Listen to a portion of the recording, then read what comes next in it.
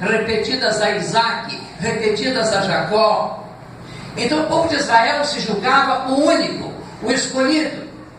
Nós éramos gentios, éramos separados, distantes de Deus. Vivíamos desprovidos da maior riqueza e da maior ventura. Diz Paulo claramente que estávamos sem Cristo, estávamos sem cidadania, estávamos sem pactos, estávamos sem esperança, nós estávamos sem Deus no mundo, somente com os deuses do mundo, falsos deuses. Era o caso dos Efésios, que tinham lá construído um templo a Diana, não é isso? O Ártemis, a deusa da fertilidade, da sexualidade. Adoravam aquela deusa, mas o Evangelho havia chegado a Éfeso para mudar a vida da cidade, mudar a vida das pessoas. Bem, meus irmãos, feita a unificação nossa pela cruz, e a cruz é um traço de união, nós somos uma nação, nós somos uma só família, nós somos um só templo, nós temos como fundamento indestrutível os profetas, os ensinos dos apóstolos e Jesus Cristo como pedra angular. Uma coisa maravilhosa que descobrimos como povo de Deus, meus irmãos, é que nós fomos reconciliados com Deus.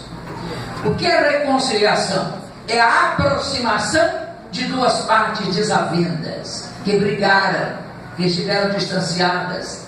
E nós lemos na carta de Paulo aos Romanos, Paulo dizendo: porque o salário do pecado é a morte, todos pecaram e destituídos estão da glória de Deus. O homem no seu pecado está separado de Deus. Por mais que tente buscar a Deus, se Deus não buscar, não achar, está perdido para sempre. O que Deus fez? Mandou seu próprio Filho vir ao mundo, morrer por nós, para ser o nosso Salvador.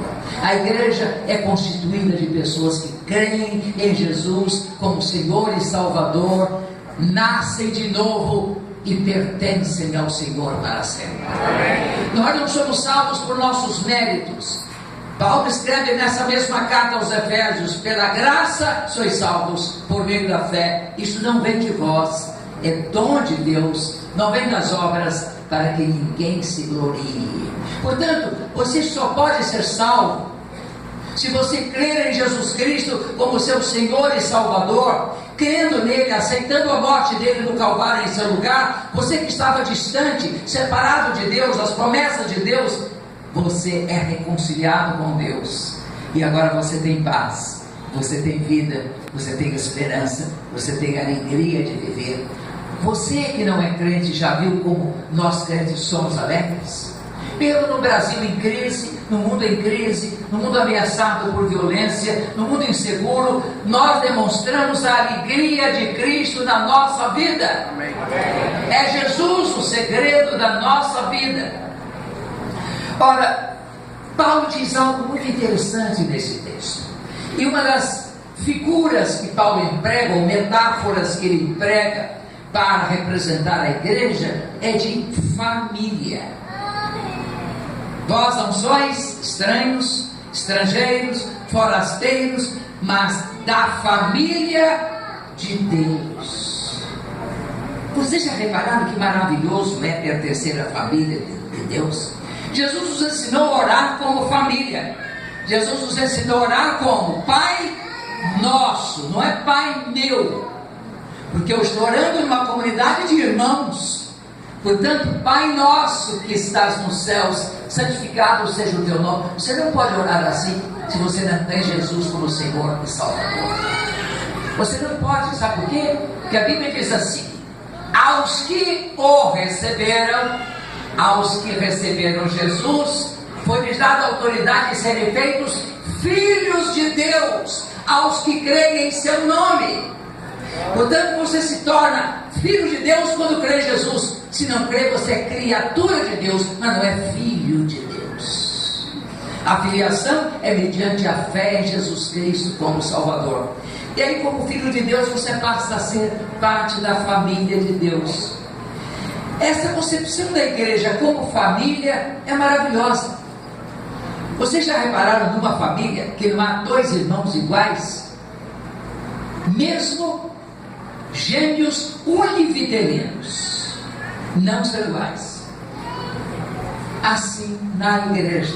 Somos diferentes, temos temperamentos diferentes, temos maneira diferente de nos relacionar, uns mais extrovertidos, abertos, outros mais fechados, mais contidos, mas Deus nos coloca em família. Aliás, o Salmo já dizia isso: Deus faz com que o solitário habite em família, e essa é a família de Deus. Nós aqui, como família, temos nossos estranhamentos. Vocês já repararam que na família há briga? Ou na sua família não há briga? Em Macaé, os irmãos brigam? A sua irmã briga com você? É boazinha? Você tem irmã? Ah, não tem irmã, então é ótimo. Quem não tem irmã nunca brigou. Uma vez eu perguntei, eu sonhava quando menino em ter uma irmã. Não tive, só tive um irmão. Uma vez eu cheguei, o menino disse: fale uma coisa, você tem irmãs? Tem quantas? 3. É bom? Ele disse: é terrível. Mas por que terrível? Elas batem em mim. Que coisa. Irmã bater em irmã. Mas acontece também na igreja de Deus. Nós somos irmãos, e o Senhor nos toma nos braços, e o Senhor nos conforta, e o pastor auxiliar de Cristo é como mãe, pega a gente no colo e diz aos mais velhos: você tem que tratar bem o seu irmão, nada de tratar dessa maneira. Seu irmãozinho, o pastor pega os chorões no colo. Pastor é uma mãe, sabe gente? Mãe de barba e tudo. Mas Paulo diz que trata os irmãos como se foram uma mãe. Pois bem, nós somos família. E porque às vezes nos desentendemos como família, nós precisamos de viver o arrependimento e o perdão. Eu costumo dizer que igreja não é uma comunidade de pessoas perfeitas, é uma comunidade de pessoas perdoadas e perdoadoras. É isso. Nós fomos perdoados pelo Senhor e nós nos tornamos perdoadores. Nós perdoamos uns aos outros, nós abraçamos uns aos outros. Como precisamos disso? Você precisa tanto de perdão como precisa de pão. Aliás, na oração do Pai Nosso, Jesus diz assim: o pão nosso de cada dia dá-nos hoje, e perdoa as nossas vidas. Quer dizer, o pão vem junto do perdão. Está aqui. Você precisa de pão todo dia, precisa de perdão todo dia. Agora não faça como aquele menininho em quem a irmã mais velha bateu. Ele tinha o quê? 2 anos e meio. Aí todo choroso foi para a cama. Aliás, ele tinha 3 anos. Foi dormir e a mãe preocupada, ele estava soluçante. A mãe se aproximou dele e disse: filho, por que você está chorando? Não sabe? Minha irmã me bateu, estou com raiva dela. Digo: filho, você precisa entender, filho, que precisa de perdoar antes de dormir. A Bíblia diz: irai-vos e não pequeis, não se põe o sol sobre a vossa ira. Então, quando o sol descer no ocidente, você já deve ter consertado suas relações com seu irmão. Você tem que perdoar o seu irmão. Sabe por quê, filho? Porque Jesus pode vir hoje à noite. Se você tiver um coração cheio de mágoa de sua irmã, como você vai ao encontro de Jesus? Por outro lado, meu filho, Jesus pode não vir hoje à noite, mas você pode morrer hoje à noite. Você já viu lá na casa de funerária que há caixão de todo tamanho, inclusive caixão do seu tamanho? Quer dizer, criança também morre. Você estará preparado para morrer se não perdoar? Ele já estava cansado. Então, pai, então você ore. Ore por sua irmã e ore perdoando. Ele começou: Papai do céu, eu te dou graças pelo meu pai. Pelo menos o pai não estava ali falando demais, né? Dou graças pelo meu pai. Disse: eu te dou graças pela minha mãe. Aí a mãe fala do ouvido: tem que falar sobre a sua irmã. Te dou graças pela minha irmã. Você tem que dizer que perdoa a sua irmã. Eu perdoo a minha irmã. Mas se eu não morrer hoje à noite, se Jesus não vier hoje à noite, ela me paga amanhã. Olha, isso não é perdão. Se você perdoa, mas ameaça no dia seguinte, não houve perdão. Você sabe como descobrir se você perdoou mesmo uma ofensa? Se você se lembrar dela e não sentir dor. É como uma cicatriz.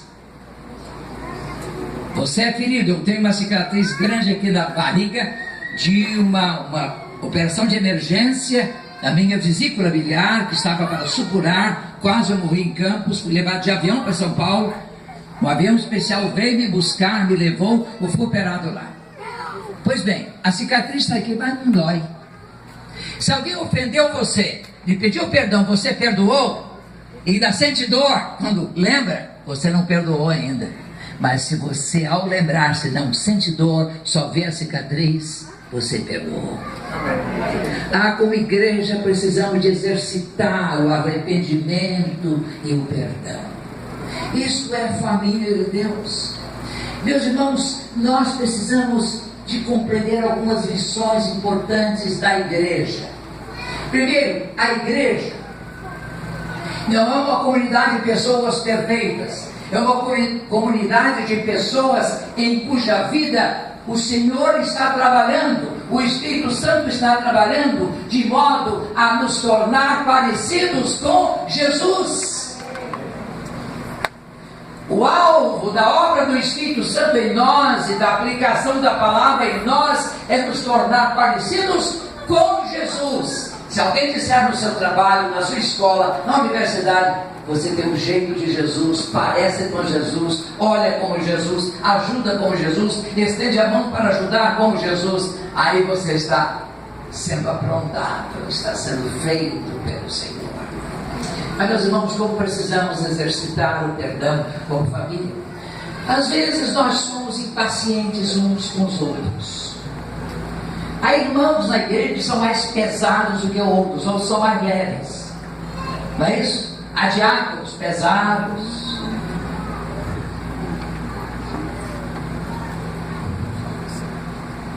Uma vez, isso há uns 70 anos, uma jovem vinha da escola dominical, do prédio de educação cristã, e chegou para o templo, para o culto, rindo. O diácono segurou pelo braço e disse: isso é maneira de entrar no templo? Rindo dessa maneira? Muito riso, pouco siso. A menina, que era extrovertida, saiu chorando, porque a gente que ri muito também chora fácil. Saiu chorando, fui lá para os fundos, onde havia uma cocheira, não havia carros naquele tempo, há uns 80 anos já. E então o cavalo, o pai dela estava lá, chamado Rio Branco. O cavalo já idoso, tinha uns 17 anos. Aqueles olhos tristes, ramelentos. Então essa moça abraçou o cavalo e disse: Rio Branco, você seria um excelente membro da minha igreja. Com essa carinha triste, cara de santo cavalo, santo Rio Branco. Meus irmãos, há pessoas assim. Uma vez na China, quando ainda havia missionários americanos, uma missionária americana viu uma menina chinesa, magrinha, com um menino enorme no colo, gordo. Ela ficou preocupada e disse: filha, está pesado demais para você. Ela disse: não está pesado não, é meu irmão. Quando é irmão, não é pesado. Então, como família de Deus, é o que Paulo ensina: ninguém é pesado demais. Nós carregamos uns aos outros, suportamos uns aos outros, apoiamos uns aos outros, abençoamos uns aos outros, perdoamos efetivamente uns aos outros e vamos juntos. Se algum irmão cai, nós estendemos a mão para levantá-lo. Isso é a família de Deus, é a doutrina paulina da igreja. Mas eu preciso concluir, porque vocês ainda vão voltar para casa, amanhã é dia de trabalho. Fluminense trabalha bastante, carioca não tanto, mas Fluminense gosta de trabalhar. Papai trabalhava de sol a sol, papai era lavrador. E eu ainda vou viajar para o Rio de Janeiro. Amanhã às 7 horas a gente está no aeroporto para viajar. Então vamos caminhando. A igreja, dentro da visão da carta aos Efésios, é a nova humanidade. Assim como em Adão todos somos pecadores, porque herdamos a sua natureza pecaminosa, quando cremos em Cristo, nós somos justificados e somos salvos. Pertencemos à humanidade do segundo Adão. Então nós podemos dizer que a igreja é a comunidade do segundo Adão, a humanidade do segundo Adão, deuteroadâmica. Nós pertencemos a essa humanidade, humanidade de remidos, em cuja vida o Senhor está trabalhando. A igreja não tem barreiras, nem barreiras étnicas ou raciais, nem barreiras sociais.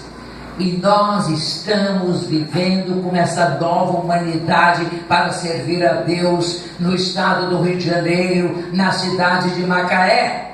A igreja, tanto em seu sentido amplo, de Assembleia Universal dos Salvos, de todos os salvos, como em sentido de comunidade local, revela a multiforme ou multicolorida sabedoria de Deus. Às vezes a pessoa mais trabalhadora, mais fiel, mais dedicada, mais frutífera, é uma pessoa que teve uma vida pecaminosa antes, uma vida até no crime. O Senhor resgatou. É maravilhoso descobrir isso. Quem você é e quem você é. E você é pela graça. Aliás, Paulo diz isso. Ele não merecia ser apóstolo, ele se considera o menor de todos, porque ele havia perseguido a igreja, mas ele diz, escrevendo aos Coríntios: pela graça sou o que sou, e a graça de Deus não foi vã para comigo. Lá no capítulo da ressurreição. Meus irmãos, a igreja, então, ela revela a sabedoria de Deus, a multiforme sabedoria de Deus. Uma pessoa não crente chega à igreja e fica espantada.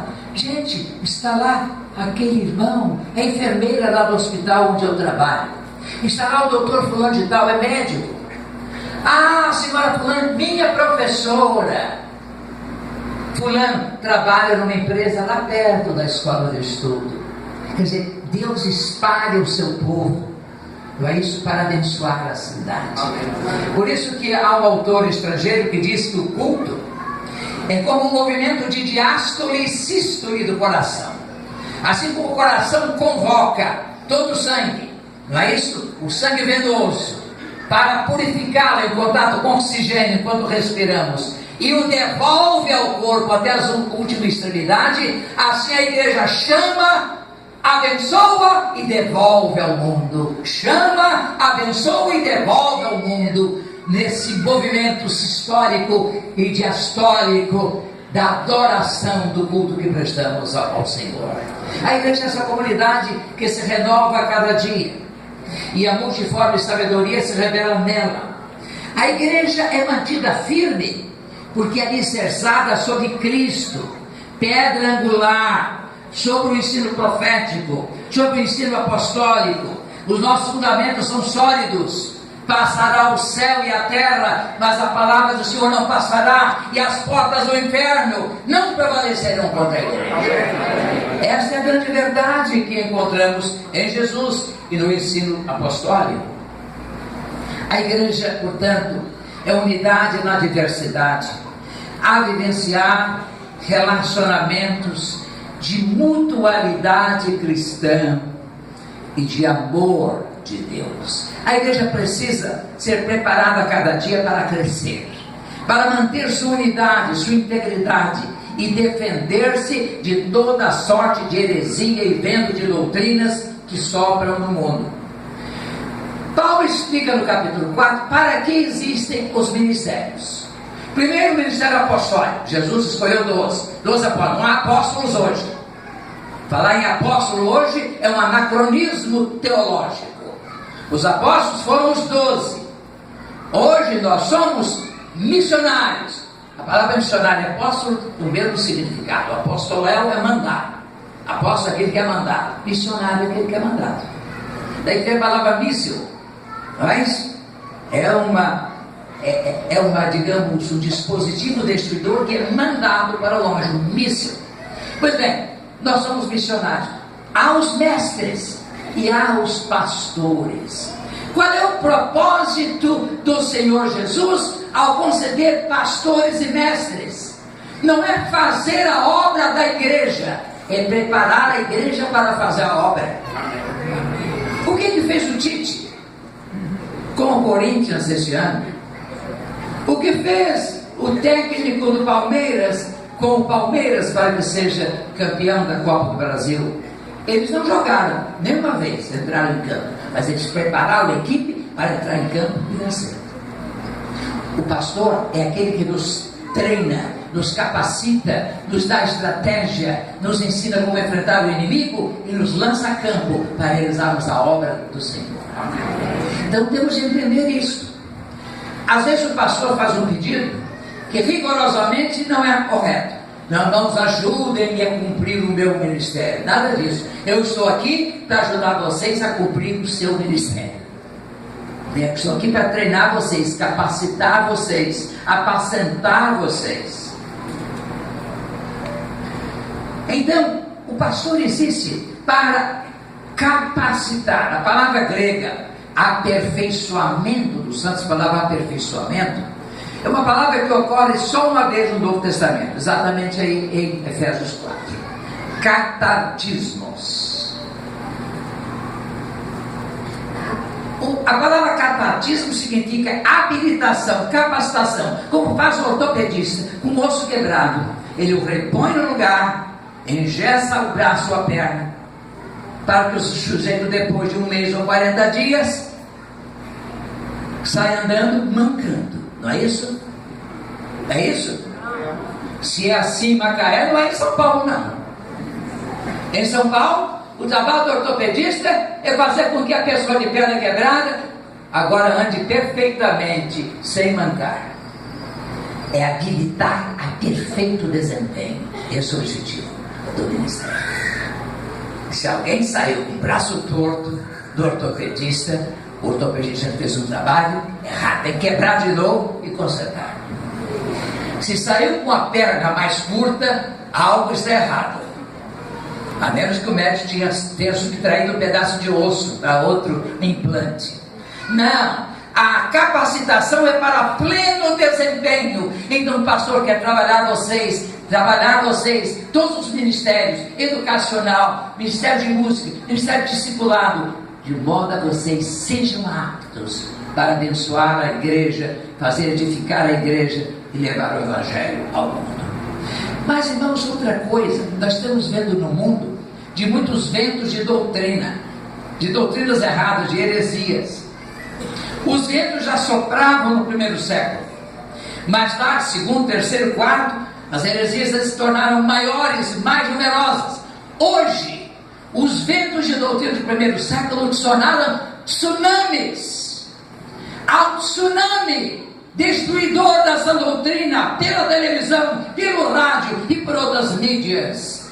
Então cabe ao ministério pastoral corrigir o erro, mostrar a verdade, imunizar contra a heresia, de modo que vocês permaneçam firmes na fé por toda a sua vida. Porque hoje o pastor Aécio é diferente de 50 anos atrás. 50 anos atrás, cada crente tinha o seu pastor. Hoje tem 5 ou 6.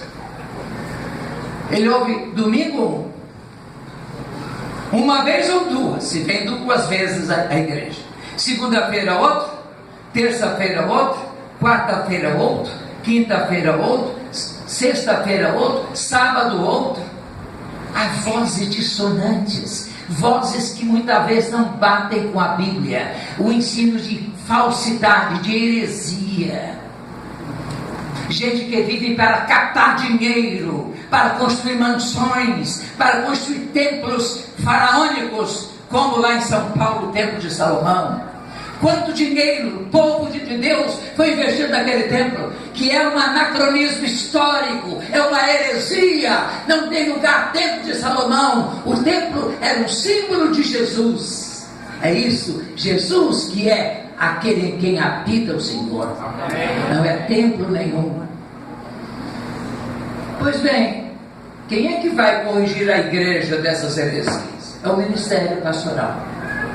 Então a igreja tem um ministério para ajudá-la.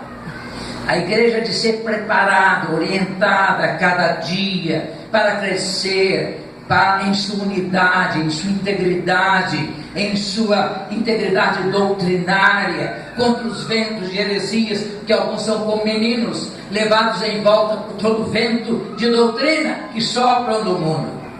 A igreja, e essa igreja não escapa a essa missão, tem um alvo: levar homens e mulheres a uma vida útil e frutífera, e a buscar a estatura da plenitude de Cristo, a estatura do varão perfeito. O pastor Aécio, seus colaboradores no ministério, sua liderança não consagrada ao ministério.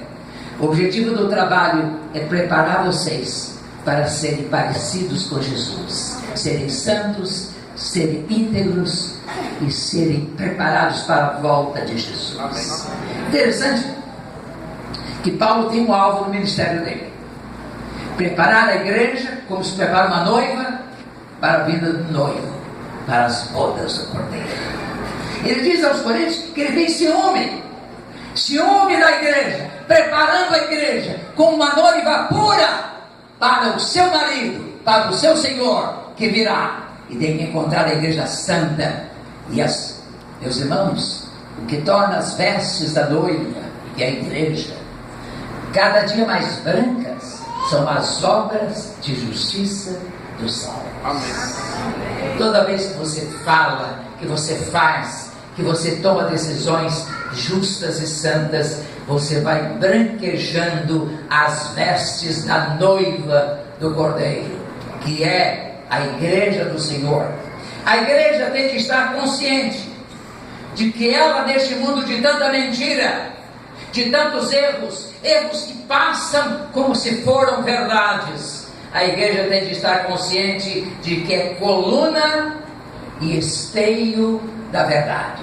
Ela tanto exibe a verdade como sustenta a verdade, e faz isso através da vida de cada um de seus membros. Pastor Aécio e queridos irmãos da 4ª Igreja Batista de Macaé, Deus abençoe essa igreja, para que em seu 47º aniversário recorde, reafirme e se comprometa em todos esses ensinos e os viva para a glória de Deus na cidade de Macaé e no estado do Rio de Janeiro. Deus abençoe essa igreja e que caminhe firmemente para o seu 50º, sempre fiel, firme e constante, sempre abundante na obra do Senhor, sabendo que o seu trabalho não é vão do Senhor.